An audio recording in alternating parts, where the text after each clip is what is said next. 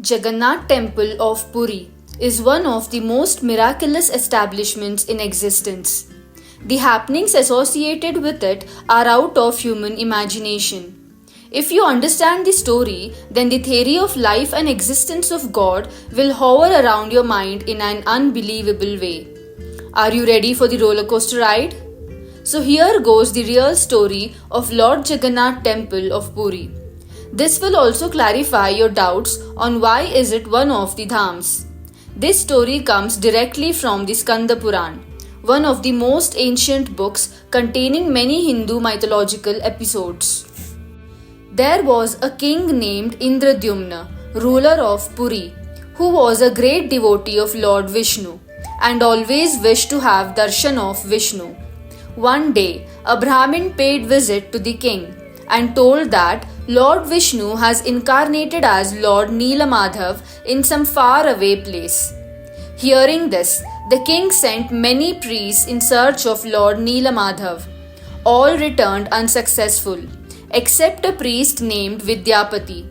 Vidyapati, on his way to finding the Lord Neelamadhav, stayed at a local chief's house named Viswavasu, who knew the exact place of Lord Neelamadhav. Vidyapati requested Viswavasu to take him to the place where Lord Madhav is staying, but he never took Vidyapati to the place. But Vidyapati never gave up and resided in the same village and eventually married Viswavasu's daughter Lalita. After marriage, he requested Viswavasu, his father-in-law, again to take him to the Lord. After much persuading, he was taken to the Lord's place. Vidyapati was blindfolded during his travel to the place of Lord Neelamadhav, but he intelligently carried few mustard seeds and he sprinkled them along the way to the holy place. He had darshan of the Lord and was spellbound at seeing the Lord. After few days, the happy Vidyapati returned to the king Indradyumna and informed him the whole story. The king, very happy hearing this, immediately requested Vidyapati to take him to Lord's place. Both started their journey to visit Lord Neelamadhav, but after they reached the place, there was no Lord there. King Indradyumna had a dream one night. Lord Vishnu appeared in his dream and asked him to visit a beach, and inside a floating log he would find Lord Vishnu. With a thud, he woke up to find himself still lying in his bed. The king immediately went to the beach and found a floating wood. He picked it up and came down to his palace.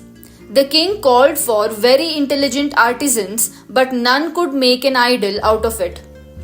That is when Lord Vishwakarma, the architect god, came in disguise of an 80-year-old man. He said, "This log has the heart of the great Lord Krishna." How did Lord Krishna's heart reach here?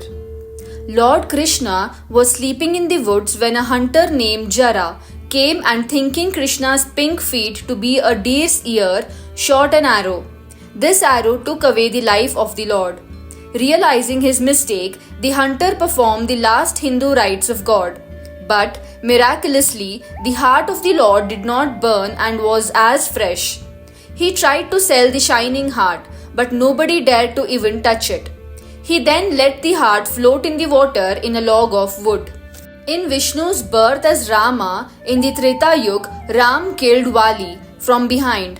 Vali had the boon of killing Ram in the next Yuga. So, Vali reincarnated as Jara and killed Krishna in Dwapar Yuga. King Indradyumna was the lucky one to find Lord Krishna's heart. He then followed the instructions of King Vishwakarma. He imposed a condition that he would need a chamber to himself, where he would work relentlessly for 21 days without food or water. He instructed that nobody should enter the chamber before the completion of 21 days. The king did as he was told. A chamber was given to Vishwakarma, while guards waited outside the closed doors. It was only within 14 days when the guards informed the king that the sound of the hammer was no longer heard from the chamber. The king rebuked the soldiers, asking them to respect the conditions put forth by Vishwakarma. No one should open the chamber before 21 days. But the queen began to worry. she pleaded with the king to open the chamber doors, as she feared Vishwakarma had died. The king finally agreed, and as they burst it open, a disappointed Vishwakarma told the king and the queen that he would no longer continue with his work as they could not fulfill his conditions. With these words, he disappeared. Thus, the idols remained half finished. The idols are of Lord Krishna, his brother Balaram, and sister Subhadra Devi. Even today, it is believed, and even the sacred priest of the Lord Jagannath temple claim that the heart still lies in the idol of Lord Jagannath of Puri, which is known as Tattva, the ultimate reality. It is taken out for a duration of 12 years, which is known as Nab Kalebar, when the ideal of the Lord is changed as well. When the time comes for transferring the life from the nub of the old idols into the nub of the new ones, the head priest of the temple who conducts the ceremony is blindfolded and wears thick gloves. The people there believe that the Lord's nub emanates a blinding sacred blue light that must not be seen. The temple premises are shut and the electricity supply to the entire city is cut off for an hour. The idols of Lord Jagannath Puri temple are made of wood and are replaced with new idols during Nab Kalebar. The idols are made of wood as wood is bad conductor of electricity and consumes all the energy emitted by Lord's heart and gets bad. That's why it is changed after a specific interval of time. This ritual is done once after every 8, 12 or 19 years. Sacred neem trees with rigid specifications are selected and used for the purpose. The carving is done in secrecy by selected carpenters within a period of 21 days. The old idols are buried near the Koili Vaikuntha. The last Nab Kalebar took place in 2015 and millions of devotees witnessed the event. The flag at the top of the temple flutters in an opposite direction in which the wind blows. 1800 years old tradition. A priest climbs atop the shikara of the Jagannath temple every day in order to change the flag. It is said that if this ritual is skipped even for a day, then the temple will remain closed for 18 long years. The temple is as tall as a 45-story building. No protective gears are used for the same, and it is performed with bare hands. No matter what time of the day it is, no matter where the sun is shining through the sky, the temple doesn't have a shadow. Now, if that is an architectural wonder or simply a miracle is still unknown.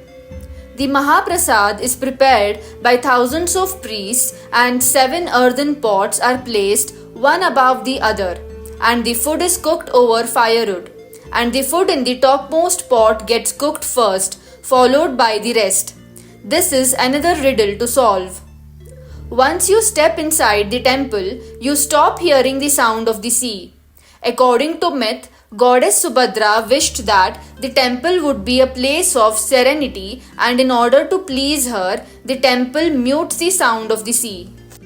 In the case of Puri's Jagannath temple, not even a single bird can be seen atop the temple dome.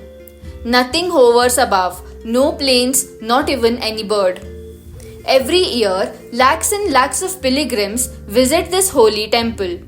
The Rath Yatra or Jagannath worship days draw more pilgrims than normal days. But every day same amount of food is cooked. None of the days the food gets wasted and none of the devotees remain unfed.